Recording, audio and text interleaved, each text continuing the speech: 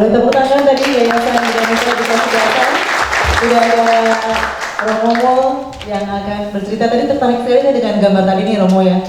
Bagaimana anak-anak di sekolah tadi bukan hanya diajak belajar, tapi juga diajari bagaimana mereka memiliki kemanusiaan yang luar biasa ya, tadi seperti menjenguk orang sakit ya.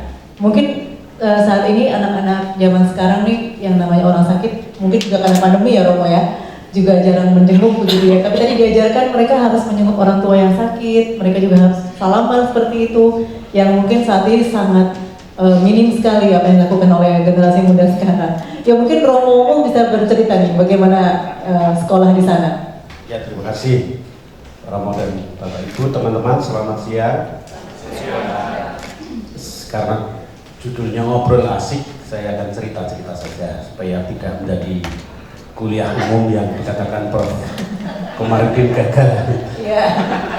Sekali ya, brevis, kemudian kuliah umum yang setelah itu tidak mengubah apa-apa.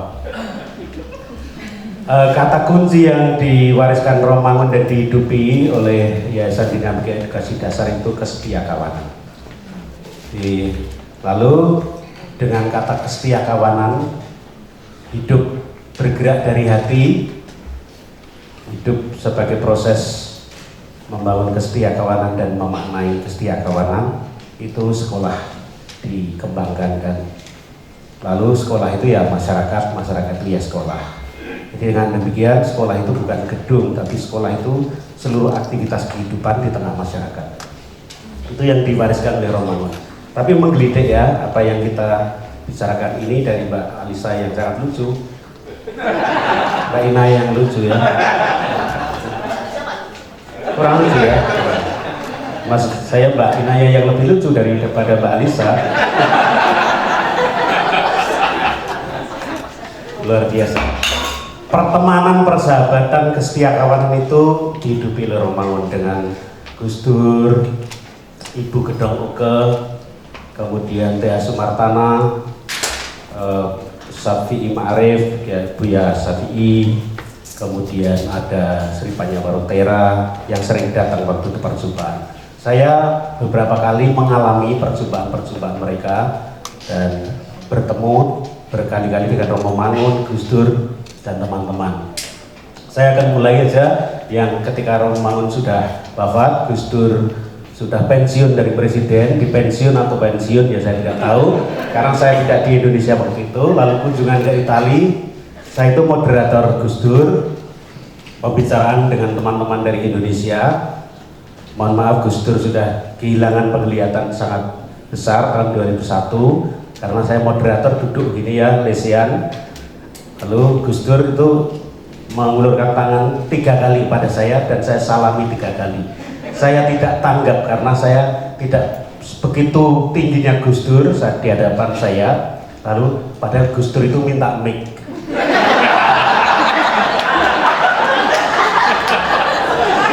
Jadi saya salaman 3 kali sebelumnya hormatnya saya.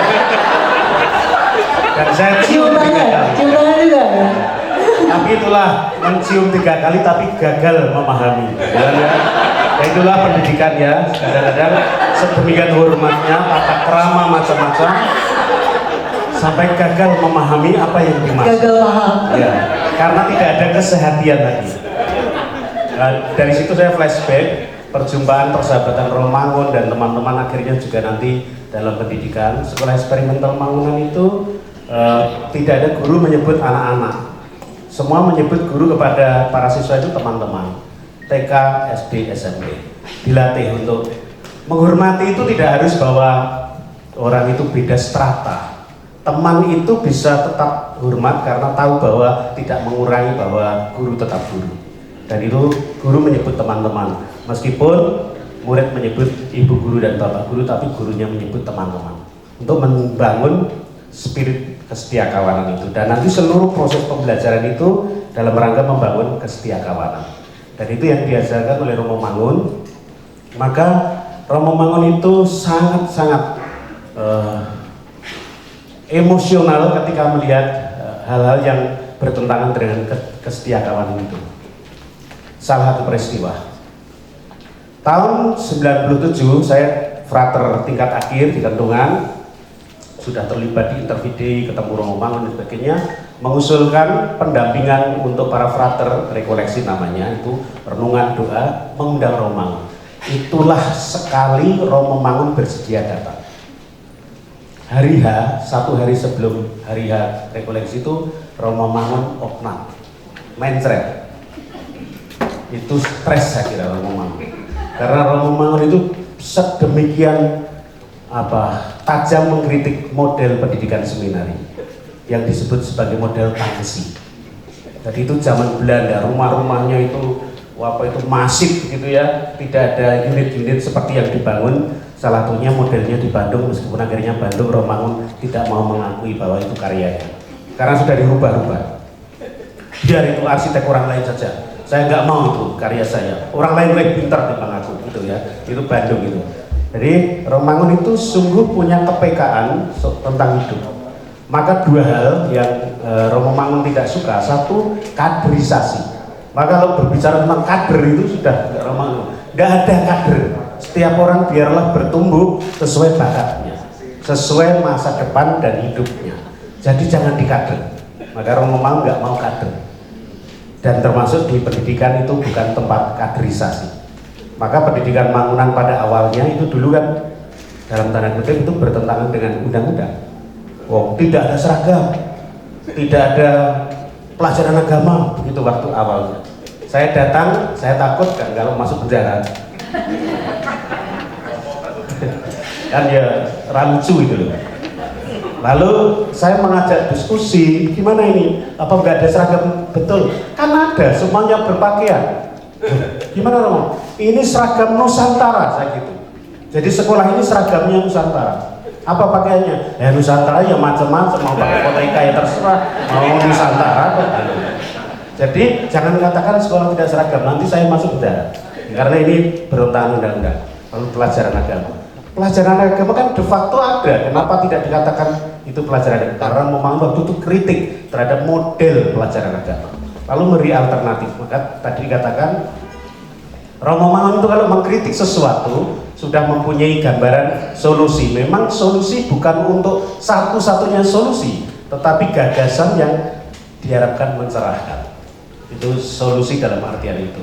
Maka ketika di Code itu bukan sekedar demo, setelah itu mengkritik, lalu memberi solusi. Dan setelah selesai, Romo Mangun tidak akan di situ terus. Sudah punya program. 4 tahun selesai saya pergi.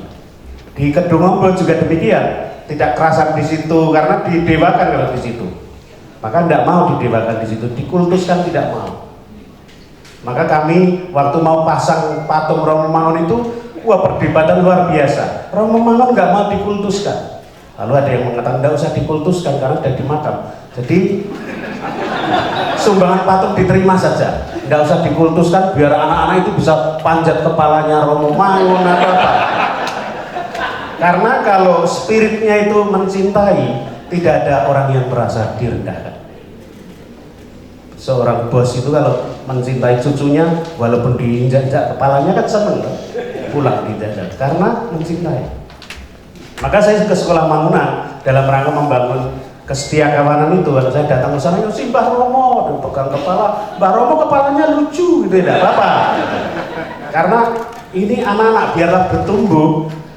Nanti rasa hormat itu akan tumbuh sendirinya kalau orang itu mencintai, sehingga tidak dibuat-buat, tidak kamuflase. Kalau dididik di sekolah bagus, nanti hidup di tengah masyarakat tidak ada kesetiakawanan, lalulah muncul persoalan-persoalan moral dan sosial. Korupsi terjadi karena tiadanya kesetiakawanan, dan kritik Romo Mangun lewat itu.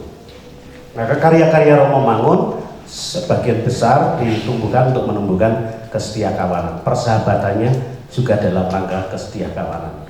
Ketika berbicara terutama kepada orang-orang yang sangat menentukan kebijakan, Romo Mangun sangat kritis dan tegas dan sedikit emosional, emosi yang tinggi. Lalu kepada orang miskin itu sangat dekat, sekaligus juga sangat keras.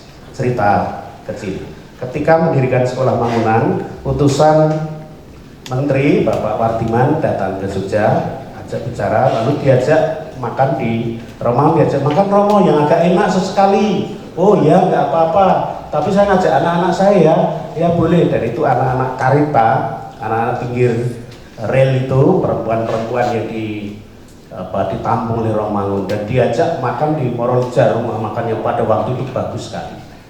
Setelah pesan, yaitu utusan menteri makan, anak-anak makan semua. Ya, dasar anak miskin jarang makan enak ya. Itu ambil tuh banyak semua. Setelah selesai makan, kan tersisa. Lalu dikumpulkan oleh Romangun yang menghabiskan sisa anak-anak itu, makanan anak-anak itu. Terus setelah itu utusan menteri langsung pulang, tidak jadi diskusi. Romo sudah tahu, saya sudah jelas, saya tak pulang. Jadi melihat itu. Jadi berbicara bukan dengan kata-kata menjelaskan gimana saya mencintai anak-anak, tapi sampai anak-anak jalanan yang dirawat dan makan makanan yang disisakan itu dihabiskan oleh Romangun. Tahun 97 waktu diskusi di Duta Wacana ada Gus Dur, Mokhtar Batu Tinggi, Pak Mokhtar, ada Syafi'i Ma'arif, Buya Syafi'i. Itu Romangun pada saat jeda itu juga sudah makan, tidak ada minuman lagi. Waktu itu belum ada aqua ya mungkin. Aquades ada belum? Tidak tahu ya, pokoknya belum ada aqua seperti ini, gelas-gelas gitu. Lalu kan habis airnya, Romangun menyatukan sisa-sisa di gelas itu dan diminum. Jadi depan banyak orang itu. Saya melihat dengan terengah-engah. Karena bagi saya waktu itu tidak mungkin memakan seperti itu. Di Kuera, saya tinggal di Kuera 5 tahun terakhir, 5,5 tahun terakhir sebelum pindah ke keraton lagi, seminari tinggi. Bagi Romangun itu kerajaan itu. Keraton Demit dulu ya, di belakang itu kerajaan setan yang dibeli dengan harga murah tanahnya. Lalu bagi Romangun kritik terus. Saya ketika di Kuera, banyak teman Romangun yang sering berdatangan. Salah satu ceritanya demikian. Romangun pernah meminta pada tukang itu, tolong buat lem. Ini kita akan membuat ini, menempel-nempel kayu untuk itu ya. Laboratorium arsiteknya di Kuera itu, rumah Kuera di Merican, membuat lem kanji. Nah, membuatnya terlalu banyak. Orang mengatakan ini setelah ini nggak butuh lagi lem, makan ini lem. Jadi karena lemnya terlalu banyak direbus kanji itu, lalu dicampur apa? Terong, santan, kanji dicampur itu, jadilah makan siang seluruh karyawan itu lem kanji bersama Romangun. Ajaran bahwa kita itu sebelum Paus Francis mengatakan bahwa kita tidak boleh membuang makanan karena itu menginjak-injak haknya orang miskin, Romangun sudah melakukan itu. Maka terakhir itu ketika saya di Kuera 5,5 tahun, kami masak sendiri, Romo bertiga, ronda dan kegiatan di kampung itu. Lalu suatu hari kan masak itu kan paling mudah, pecel loh. Bumbu pecel sudah ada, nanti tinggal ambil bayam, nekir di kebun. Dilihatlah oleh teman adik saya, pastor yang masih muda, teliti, orang muda itu kan teliti. Romo, bumbu pecel sudah expired. Loh, kapan bulannya? Ini Juni, kita makannya sekarang Oktober loh. Yang expired itu plastiknya, buang itu. Karena dia dokter ya, maka saya jelaskan rasionalnya. Expired itu kalau di pasar karena tidak di kulkas. Kalau di kulkas itu dingin, tulisan expired mestinya tidak berlaku. Maka saya salah satunya meniru Romangun itu hanya dalam hal makan, yang lain nggak bisa. Nah, kalau makan apapun, apa yang disediakan, yang di piring saya habiskan, meskipun itu laos. Ya mau menghidupi keutamaannya yang besar itu nggak bisa, ya satu ini aja lah saya gitu. Sambil sekarang ini meneruskan karya Romangun, ada 5 sekolah.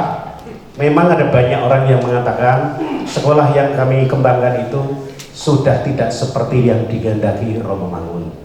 Dan saya menjawab, saya sudah berkali-kali ke makam bertanya apa yang digandaki, tidak ada jawaban. Saya mengembangkan sekolah ini sesuai konteks zaman. Kalau ada yang mau membuat sekolah lebih persis Romangun, silahkan membuat. Dasar saya satu, ketika Romangun diwawancara pada waktu itu, Romo, nanti karyanya, sekolah dan sebagainya. Kalau Romo sudah meninggal gimana? Lah meninggal nggak mikir yang hidup, biarlah yang diurus yang hidup, mau ditutup ya terserah, mau dilanjutkan ya terserah. Romo lepas bebas terhadap itu. Artinya apa? Kita itu sebenarnya tidak dibebani oleh apa yang dikatakan oleh Romo Mangun, tetapi kita punya tanggung jawab untuk tetap hidup memaknai di tengah kehidupan bersama dalam kesetiakawan. Jadi nggak usah takut bahwa apa kata orang, dan nggak usah terlalu banyak menyalahkan diri sendiri, karena menyalahkan diri kita adalah tugas orang lain.